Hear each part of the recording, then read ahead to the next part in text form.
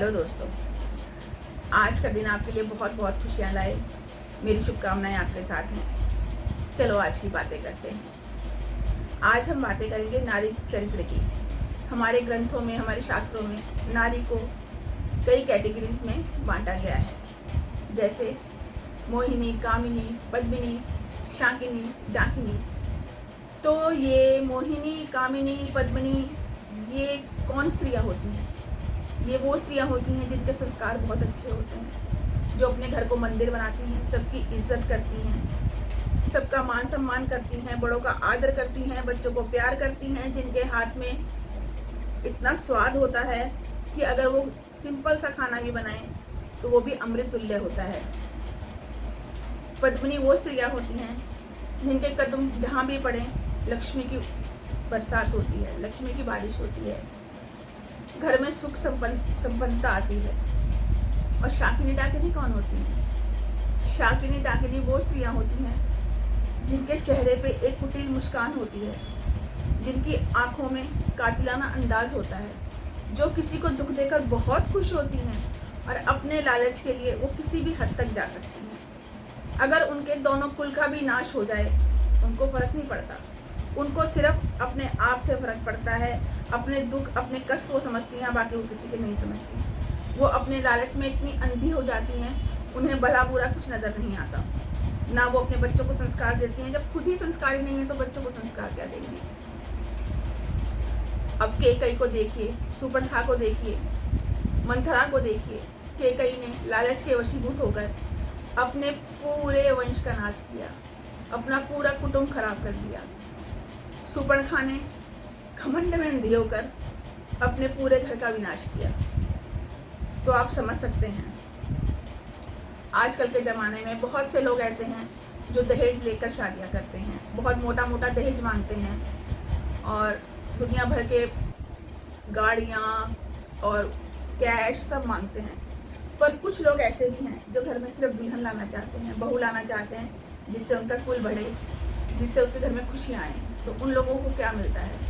मैं बहुत सारे परिवारों को जानती हूँ, बहुत सारे अपने अड़ोसी पड़ोसियों को जानती हूँ जिन्होंने 1 रुपया नहीं लिया शादी की, सिर्फ इसलिए कि अपने बेटे का घर बसाएं, अपने बेटे को एक अच्छी जीवन साथी ला कर दें, उसकी खुशियों में शरीक हों, उनका घर फले फूले।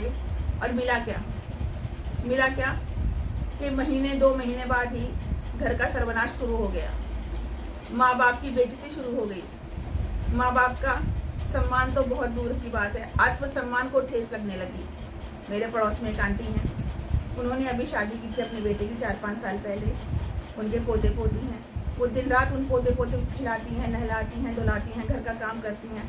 आप विश्वास नहीं करेंगे, उनकी बहू उनसे बात तक नहीं करती, जबकि घर मेरी आंटी का है, जबकि बेटा मेरी आंटी का है। हर बात पे कहती है मेरा पति मेरा आदमी, मेरा पति मेरा आदमी। उस औरत से मेरा मन किया मैं तुझसे ये सवाल करूं, अपना पति अपना आदमी तो कहाँ से लाई?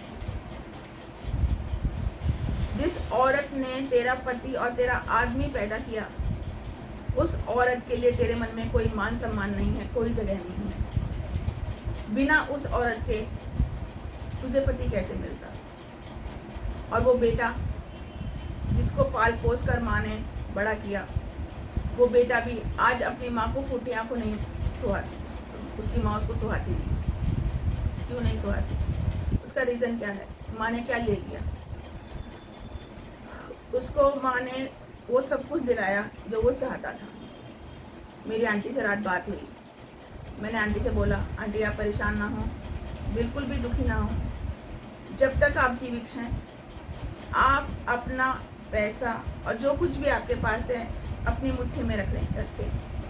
ये लालच के वशीभूत होकर आपसे जो व्यवहार कर रहे हैं इनको करने दें। आप अपनी ज़िंदगी देखें, अगर ये आपके नहीं हैं तो आप भी इनकी ना हों। जो आपका मान सम्मान करता है, जो आपको इज्जत देता है, जो आपका ख्याल रखता है, आप उससे बात करें। ये ज़रूरी नहीं है कि बेटे सिर्फ जन्म से 7 जन्म के होते हैं, बेटे कर्म के भी होते हैं। कभी कभी पड़ोसी के लड़के भी काम आ जाते हैं, कभी कभी पड़ोसी की बहुएं भी काम आ जाती हैं, कभी कभी पड़ोसी की बेटियां भी काम आ जाती हैं। कोई बात नहीं, अपने नहीं है तो क्या हुआ।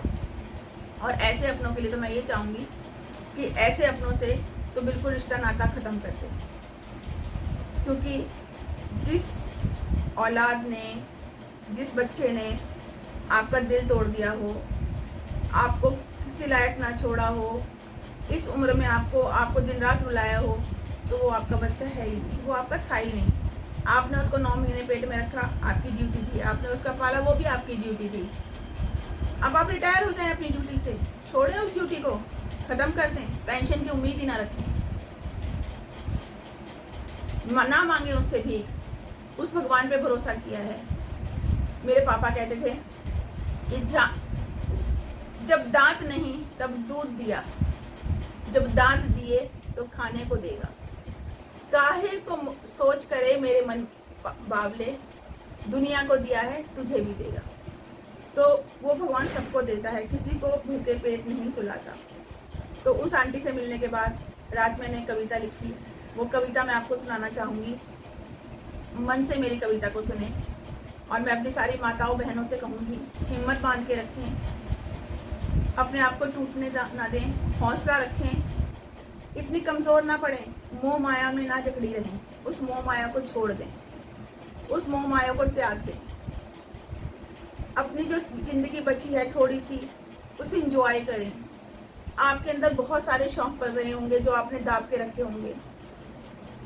अपने टैलेंट दिखाएं, कोई भी टैलेंट आपको पसंद हो, जिस चीज़ में आपकी रुचि हो, खाना पकाने में, नाचने में, गाने में, क्योंकि शौक की कोई उम्र नहीं होती। आप शौक किसी भी ज़िंदगी में कर सकते हैं। आप चाहें तो आप पढ़ाई कर सकते हैं, आप चाहें तो जो भी आपके अंदर इच्छा मर गई थी, जो आपने कभी अपनी जवानी में छोड़ दिया था, उस शौक को दोबारा से उभारें। तो मैं आपको अपनी कविता सुनाती हूँ, आप ध्यान से सुने, मुझे बताएं मेरी कविता आपको कैसी लगी। और मैं चाहूँगी कि आप उसको बिल्कुल दिल से, अंतर मन से सुने। और जिन माताओं बहनों को मेरी कविता अपनी लगे, वो प्लीज़ मुझे कमेंट करें। मैं आपको सुनाती हूँ। मेरी माँ ने एक सपना था देखा, दूल्हा बना बेटा अपना था देखा। अरमानों से दुल्हन की डोली थी लाई, ये आंगन सजाया, ये चौखट सजाई। आएगी दुल्हन उसे बेटी कहूँगी, अपना संसार उसे सौंप दूंगी। खुशी से ये आंखें छलकने लगी थी, धड़कन में खुशियाँ बरसने लगी थी।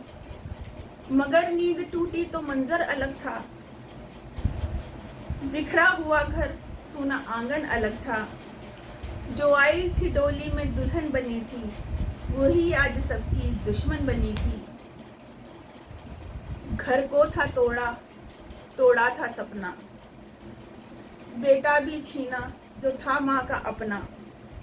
बर्बाद करके घर मुस्कुरा रही थी, कुटिल नजरों से देखे जा रही थी।